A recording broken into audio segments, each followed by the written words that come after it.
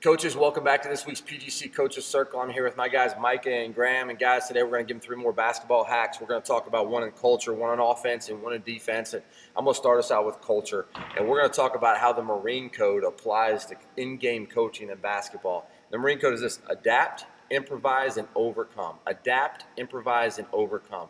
No good plan survives first contact. Think about that for a second. So when you get into the game, it's just not going to play out how you'd hoped all the time. So what do? The first thing is adapt. Now, a lot of times I see this happen where coaches over-adapt. All of a sudden you get scored on twice, now we're going zone, or we're going man, or whatever it is. Sometimes it's just subtle things that you need to adapt to make your team more successful. And then you're not always going to have your full arsenal. Things aren't going to go your way. People are going to get in foul trouble, and you got to improvise. You got to find ways. You got to be strategic. And how can you improvise? A lot of times it's good to have plans with how you can improvise over the course of the game. If things don't go well, what would I do in this particular situation? To have a backup plan. Because most of the time the plan that we have is going to get messed up at some point during it. And last is just to overcome.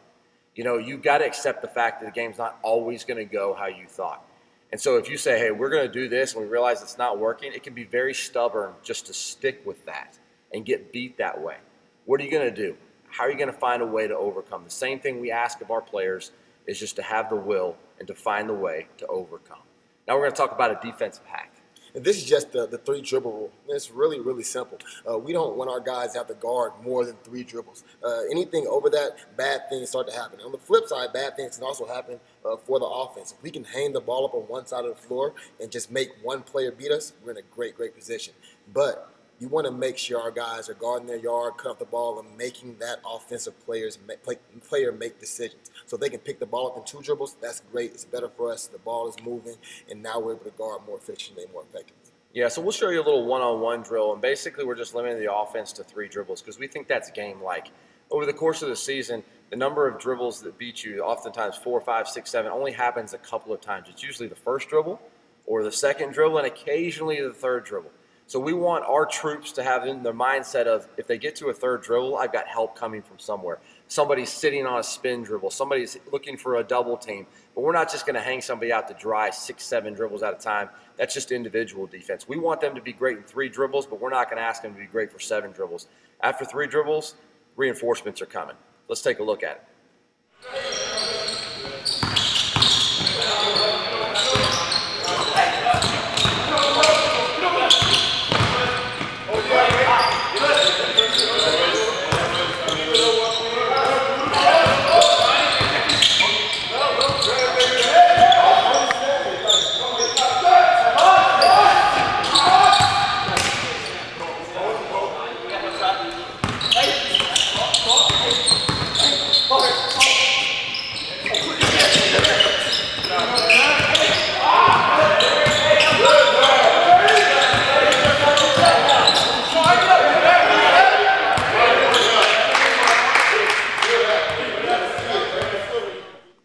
So I know that's a pretty simple drill, but how many times do we end up getting beat because we didn't guard the dribble well? It's really crucial being able to anticipate and be reactive to those first couple dribbles. So a drill we probably should be working on almost daily, if not several times a week at least. Now let's jump to our offensive hack. Yeah, our offensive hack today is running opposite. And running opposite is a more efficient way of offensive rebounding. I know so many times we want our teams that say, hey, we got to rebound better, you got to offensive rebound, you got to crash the glass. But if we're not really giving our players the tools to become more efficient offensive rebounders, we're not serving them to the best of our abilities. If the ball is in the left corner and we have a player on our left block, when a teammate or whoever shoots the basketball, we want them to run opposite to the right block to get a better advantage on getting an offensive rebound. Majority of rebounds go opposite. And so we want to make sure we're training our players to be the best offensive rebounders possible. And in doing that, we tell them to run opposite. Yeah, it sounds like another simple thing, right? 3 dribbles and run opposite.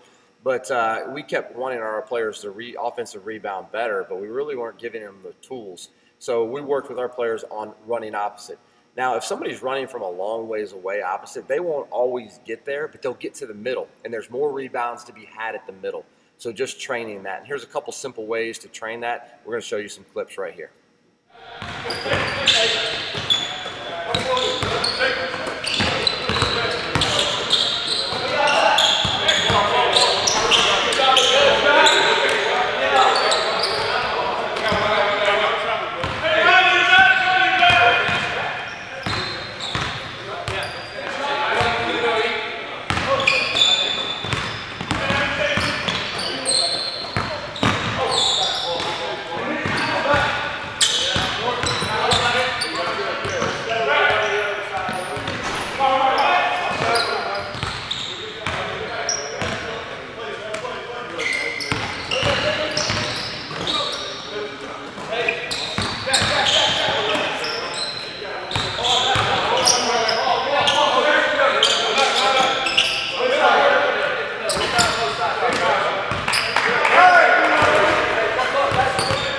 Coaches, I hope you enjoyed those hacks and you can apply them to your team and in-game coaching or guarding 3 dribbles or running opposite.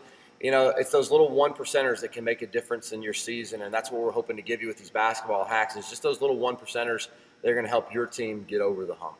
We'll see you next week.